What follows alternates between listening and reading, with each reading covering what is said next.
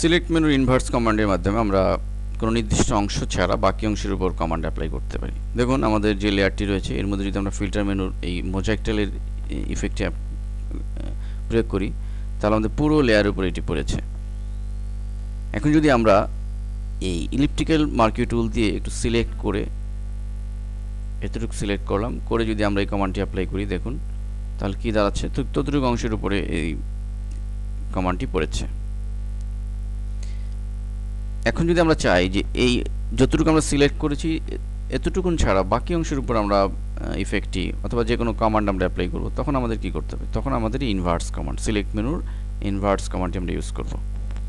এখন যদি আমরা ফিল্টার মেনুর এই মোজাইক টাইল অর্থাৎ এটি রয়েছে আমাদের টেক্সচার এর সাবমেনু মোজাইক টাইলস, এটি নির্বাচন করব অ্যান্ড দেন ওকে বাটনে ক্লিক করব আমরা এখানে। এখন দেখুন কি হয়েছে, শুধুমাত্র ওই মাঝখানের অংশটুকু সিলেক্ট যতটুকু আমরা করেছিলাম ততটুকু ছাড়া বাকি অংশের উপর কমান্ডটি অ্যাপ্লাই হয়েছে।